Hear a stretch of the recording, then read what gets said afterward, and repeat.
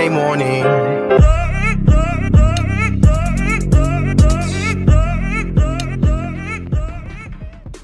All right, it is time once again for yet another episode of Color Commentary, where we give you views from a different side. I, of course, am still your number one variant, Rashad, and my compadre, Chuck Taylor here, guys. Make sure you like and subscribe when we all in your lives. I guess I'll be your number two variant. No, your number one variant of yourself. All right.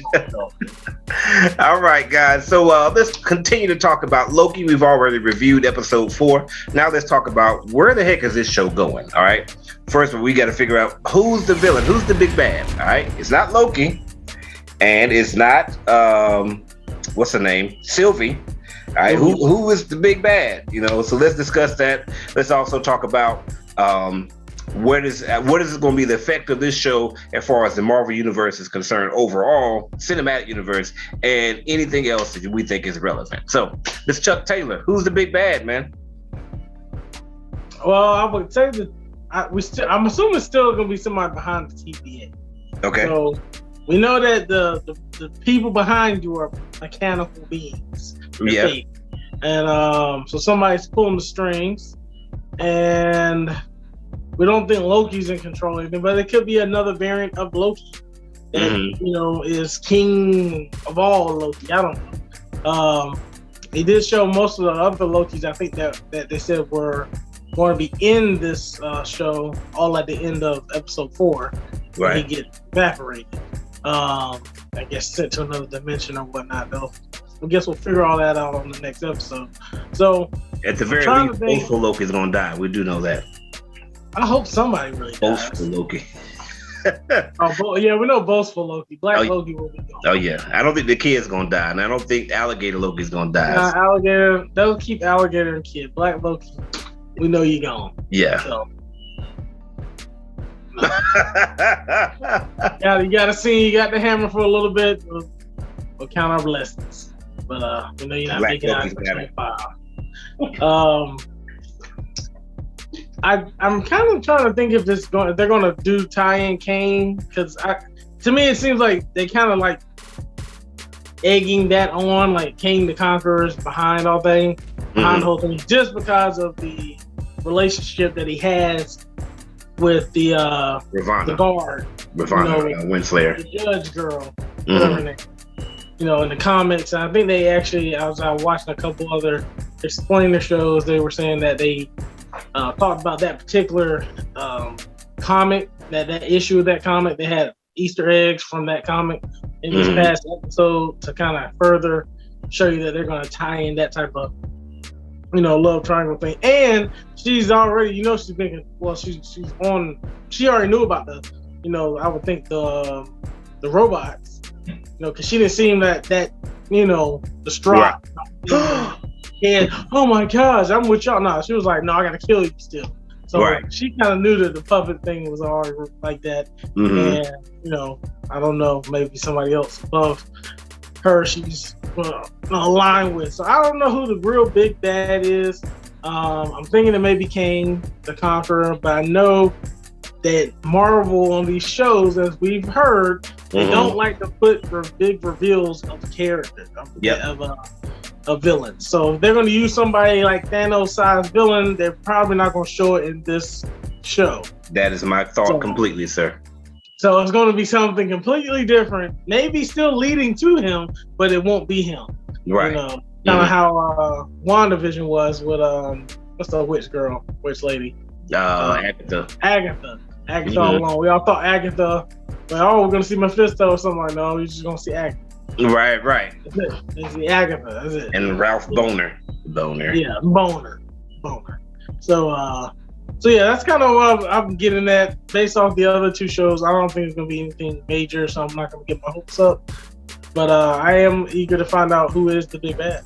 What about you? Yeah, man, I'm completely the same, man. One thing we've learned about these Marvel shows is that there is no hidden big bad.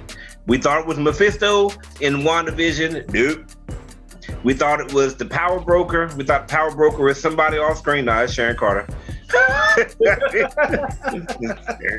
You know, so now it's like, oh, it's Kang because Ravonna Renslayer is in it, or whoever, whatever her name is, like you said. Now Kang ain't gonna be in this. There's no signs to me.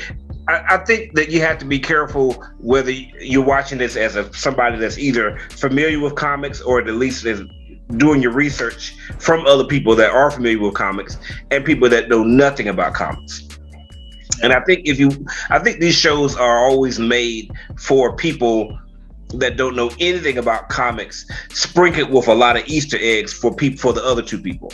You know, so, you know, just to reveal somebody like, oh, Kang, most people don't know anything about comics and be like, okay, who's this guy? You know what I mean? Like, reveals like that don't really mean anything. Mm-hmm. So to me, I think the Marvel shows so far have always followed the format of whoever is behind everything is somebody that you've already seen. You know, so it's either Ravonna Renslayer, which for me, I think is very interesting. I don't think I've heard a single show say that it could be her, which is interesting to me. I don't know if it's like, I don't know if it's a sexist thing, like, oh, the big bad has got to be a dude. Like, no, the big bad don't have to be a dude. It could be her. It definitely was a sexist thing with Wanda. Yeah. She was the big bad. Yeah, so it's like, hey, we all assume that, okay, we know Agatha's bad, but, you know, she can't be big bad, right? Like, it has to be some male figure of some sort pulling the string. No, I'm sorry. Her all along. Yeah. Nah, well, hey, it was really Wanda all along. Agatha just did a little bit. Yeah, it really was Wanda. Wanda is a big bad on her own show. And then the Power Broker was like, it can't be Sharon Carter. I mean, Sharon Carter, really? And that's like, yeah, like, so you gotta have some better than that. Yeah, so I'm thinking they're going 3 for 3 on. I think 3 for 3 for strong female villains. I think it's definitely a possibility. I think that she's just going in the timekeeper room and just hanging out, playing video games, you know, and they'd be like, oh, they gave me such a thrashing. But see, the only thing I don't see how that could be possible, because they literally like took their time out to like completely crush the Thanos with the Infinity Stones. Like, they just like, okay, we're gonna just make this whole laughable on the first episode. Like, these Infinity Stones are really worthless now. Yeah. You know, okay. It's like, we're gonna make jokes about them. So it's like, to me, and they doing that, something that they built up. They took how many movies with the Infinity Stones did they do? 20-something movies. 22 movies. 20-something movies of Infinity Stones being all powerful type of things, and then y'all just make fun of them on this one episode, not nothing. And then it just be her being now they have to deliver with this, because this has to set up something on this next phase. Because right now we don't have anything set up. We just got titles set up for Multiverse and Madness. We don't know how it's gonna happen. And only thing with the first episode, when they showed the timekeepers, the whole purpose of them was to keep the timelines from going to breaking off to all these different realities. Right. And that to me ties so much into Doctor Strange that it to me is like a layup. You got to have something to invoke the action for Doctor Strange. But that doesn't mean that it can't be her, you know, being that person to do that. I mean, she could be a lot more. My thought is that she might be a lot more sinister than she lets on. You know what I mean? Okay. And that's my thing. Because maybe she's a variant of her. So either, to me, the big bad is either going to be her, or it's going to be an alternate, a variation of Loki. I think there's precedent for that in the comics. There is a version of Loki that lived at the end of time. You know, basically, I think he was like the last. Yeah, he was like the last thing left in the universe. So I think that there is a precedent for that they might follow. That, you know, this particular Loki is really a big bad, and that's why he's got a problem with all these other Loki. Is he boastful Loki? Boastful Loki? He didn't make it? Nah, he didn't make it. And the third one, I think it could be Casey. You know, Casey, the guy that had the Infinity Stones in his drawer. He could be the one that's in charge of everything. You know? Oh my gosh! I was he could be running the timekeeper from his desk. You know what I mean? That's his job. Rashad, you need to win some type of cash reward for that call. If you pick Casey out of this, I should be him, something like that. The last one it could be would be Miss Minutes, but the one about Miss Minutes is kind of weird because are you telling me that the main creature behind the androids is an AI? That doesn't really make a lot of sense unless Ultron. Miss Minutes is something. Oh, it could be Ultron. That would be interesting. Ultron is back. Go there. What you say? The Ultron is back. He's controlling everything. That would be interesting. That would really be interesting. But so far the Marvel shows really haven't delivered in terms of twist. I think they're all good shows, but none of them, neither Falcon and the Winter Soldier or WandaVision, have been very good at twist. They've done some layups for some twists, only to break the layups. Yeah, they went up for him. It was like, ha ha, that was good. And like, ding ding. They went up for the layup and then passed it back down again to somebody. I thought it again, fake you out. Yeah, right. Like, bro, you already up there. Take the shot. Yeah, so we'll see what's going to happen with that. All right, so now, how does this show going to affect the overall Marvel universe? That's the next question. So I guess I'll take that one. I mean, I think that it's a possibility of it doing something with the Marvel, Multiverse of Madness, like you said. I'm really disappointed, though, that the show is not really making a big deal about the time bombs. Because to me, again, going with the layup, that's the clearest connection to the Multiverse of Madness. The whole first episode, the whole point was to show, hey, there's a sacred timeline, and we have this sacred timeline because we had all these other timelines that were fighting each other. And now your girl comes in and it's like, nah, there's a lot of them now. And I just thought that was going to be the whole premise of the show, and that was going to spill over into Doctor Strange. But apparently, maybe they'll come back to that. Maybe they're not. Maybe we're just going to spend all of our time watching Loki shack up with himself. I don't know. So I really don't know where the show is going to go. I think it will make some type of connection to Kang, but I don't think it's going to be. I think like Ravonna Renslayer will be the main villain, and then maybe on the very end, like you'll see him, he won't be the big bad, but just the fact that they have a relationship would mean something like he'll avenge her if she goes down, or something like that. Interesting. What about you? How do you think this show is going to affect the rest of the Marvel universe? All right, so my theory is that because all these shows seem to happen kind of right in the same time period, like the end of Endgame or right a couple months after Endgame. So I'm thinking that maybe they're gonna try to tie, since this is the last Disney show before they just start bringing all the new movies out, right? Yeah. All right, we don't got no more after that. So to me, since it's the last one, they're gonna have to start getting people prepared to go to the movies because they want to get us hyped up for these movies that are coming out. Yeah, this is not Strange or Black Widow at all. Well, nobody cares about Black Widow. We'll just buy that on Disney Plus and watch it. Should have came out months ago. But the other movies for this year, the real movies, Spider-Man, that's got the multiverse stuff going on in that one. Doctor Strange. What else come out? Doctor Strange coming out this year?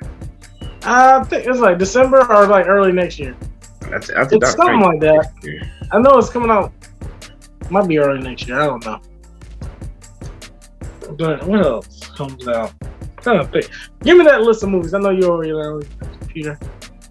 Yeah, what comes out? Yep, that's March 25th of next year. Okay, so early next year. And that's when does Spider-Man come out? That's December. So Spider-Man comes out before? Yeah. And then Shang-Chi comes out this year. The last trailer looked pretty dope for that one. I don't know how it's gonna tie into stuff. We did see your boy the Hulk guy, Abomination. Right. We saw him on there. Don't really know what that means. He was on there. All right, so I think they're gonna have to leave this. They can't tie this season up because I know they already have another season of Loki planned. I heard about that a while ago. So they got to keep something open. Anytime you got a second season, something you can't tie it up. Okay, always have to be a cliffhanger at the end if we watch any series on TV. So something's going to happen that's going to keep something open. They're either going to bring in Kang the Conqueror, or we're going to bring in another big bad that they're going to use for the multiverse of madness. To be bringing, I know Fantastic Four is on this phase, so I just foresee like they're going to do something to start bringing in some of these other characters, these other teams. I know we got Eternals coming in. They want X-Men. They got Fantastic Four. They got the teen Avengers that are showing us on all these TV shows. Right. So they're preparing us for us to leave this old, I guess the Thanos saga, that one, to focus on something new. Right. I don't think they're going to do the DC route and just make all separate videos and none of them really tie anything together. Everybody has their own thing, so I think they're going to keep going down, trying to keep it one story. So yeah, I only thing I can really think of it is Kane, but dealing with so much with the time, he's like the perfect big bad for this. I know he's already coming in on Ant-Man, Quantum Realm, but I think they need to go ahead and like at least let him show his face a little bit, maybe like how they did Thanos after Avengers. Like, just give us a turnaround look real quick, or him just, it just rises up and you see him, and then it just like disappears, once he turns around. So I don't know. They need to do something to get it hyped up. So I think he turns around and he says, "I'll take care of that when I have the time." And it goes off right. When I have the time. So do you think this show is going to go the route of like Agents of S.H.I.E.L.D., where it's kind of like a secondary thing that's always happening behind the scenes? Because here's my thing. With Loki's character development, I don't think he's coming back for the movies. I think he might cameo in a movie, but I don't think he's going to be a major character in the movies, because most of the Marvel characters don't see him as being a hero at all. So if he comes in, it's going to be kind of weird. But I think he would be better kind of doing some behind the scenes things. Maybe whenever they decide to have the Multiverse of War, if they're going to do that, then maybe he'll show up then. But beyond that, I don't think you're ever going to see him. Maybe Thor, I guess. Maybe. I mean, he could definitely pop back in. The only guys I know it kind of seems like they're playing the Secret War as like the next big, crossover, world-shattering, record-breaking movie saga. With all these different characters they're adding into the young characters. So it seems like, based off of, I haven't even read all Secret Wars, but I looked at the videos on it. But what I've heard is that's where it looks like they're going. Okay. With a lot of the different stories and the different characters are bringing in. I'm like, okay, maybe that's gonna. Even some of the directors talked about. I think the brothers, Russo brothers. Yeah, Russo brothers talked about they will come back for that, and that would be one they really want to work on. So maybe they're giving us some breadcrumbs for that later on, 20 years down the road. Right, they get to plan forever. They like get to plan for our kids and grandkids. Like 50 something. We'll get Secret Wars. All the kids are like 45.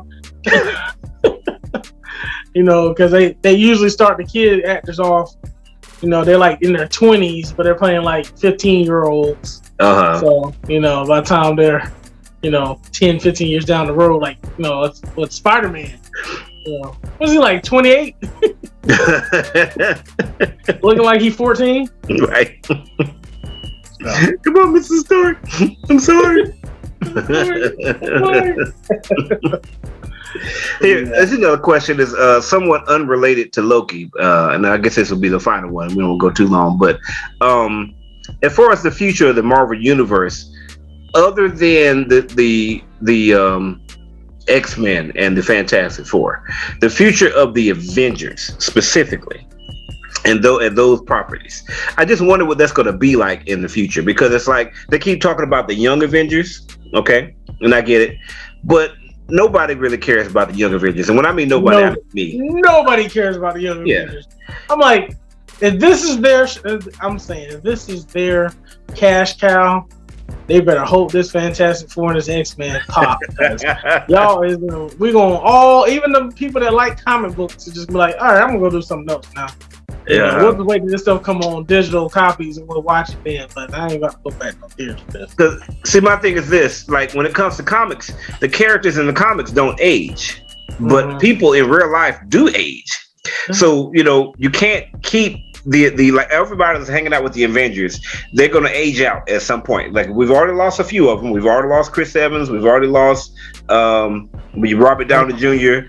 We'll start to lose some more. We've already lost Chadwick Boseman. We lost Black Widow. So we're gonna start losing more and more of those characters. Okay. But Captain America, Thor, and Iron Man are still really big names in the comic books. So what happens when your movie universe no longer connects with your comic book universe? Where you've put the young Avengers up front. Like, are you going to now change the comic books in order to try to, make them? Yeah, I mean, I'm assuming they're going to definitely try to push the young Avengers, but that's not going to take, in my opinion. The comic book people are very traditional. Once they find heroes, they're going to stick with them. So what's going to happen? Like, at some point, are they just going to reboot the Avengers? And 10, 15 years down the line, they're just going to start over from scratch, and keep the fantastic. Like, how's that going to work, do you think? If they do something like that, they're going to have to just stop at cold turkey. It's going to have to be like a time, like how Star Wars. Like, you got those movies, it was great, and then they just stopped making anything, Graphic novels, all you get, comic, but no more movies, no TV shows. And then, 25 years down the road, that's when they start bringing out these movies again, and now they got TV shows again. So that next generation is grown up, so now they can watch it. And I definitely think it's going to be overkill with the Avengers. Like, my whole kid's life, of seeing movies, right? So by the time they're in their 20s or so, they may be ready to watch something different. Like, that might not be still going to see comic book movies. Now, they could do some of these other more edgier shows, but they've been doing those on the other edgier cartoons. They've been doing those on the TV shows now. The Boys, Invincible might be pretty good in theaters, but that's crazy. See that? I don't think they could even. That's me rated R, definitely. So I don't. They're gonna need to bring out some new stuff, maybe some new comics that people haven't read. Okay. 20, 30 years down the road, like how DC was, a big company, right? And everybody grew up watching, reading comic books or watching the cartoons. But for them to really get mainstream, it took them a year, couple decades to really get out there on movie wise, right? Okay. So maybe some of these other comic books and movies, not movies, graphic novels and stuff that people write now, maybe some of those will build themselves up to be, the next movies of the next, 20, 30, 40 years that our kids like to go see. Maybe so. But what about the Disney properties though? Like, what is going to happen? Like, are they going to?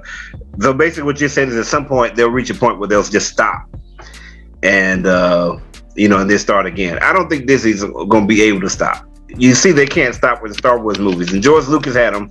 It was 10 years, 30 years between movies, and then another 10 or 15, and now it's like every year we get a Star Wars movie. Yeah, I mean, money talks. That's the main thing. So I mean, I guess if it's still drawing a crowd and people are still going to watch them, so it's still gonna be an experience. See, the whole movie going experience to me still is. I don't think it's really going to catch the fire anymore. Okay. Yes, I know people are tired of being at home and stuff for the pandemic, but this whole year we able to watch movies that we would normally watch in theaters at home by just paying a subscription for a month. Right. And we have access to all these movies that we don't have to spend, $50 to $100 to go see in the movie theater. I mean, some of the big shows like Black Widow, I'm still debating if I want to just watch it here. I'll go to a movie theater. I'll probably go, maybe myself or my wife with a couple of friends, but it ain't gonna be no huge movie going experience like I used to. And the whole kids, everybody's going, and we're all packing the theater to go watch it. No, watch that house. Got a 120-inch screen right here. You say on the memes that we get Black Widow at home. It's like, watch that house. Disney Plus, perfect. I ain't got bootlegging or nothing. So the streaming services to me are going to be the death of the theaters. I sit here and watch stuff on Prime that I would have watched in theaters. Mm-hmm. I just bought Paramount. I started watching stuff on there. Watched some of their movies that they just brought out that I probably would have watched in theaters. So that's already telling me that it's going to continue that on that slope. So they're going to probably either put movies directly on the kind of play it by ear. They maybe put some stuff in theaters that are big, but most of the stuff like these Loki shows stuff will be on the apps.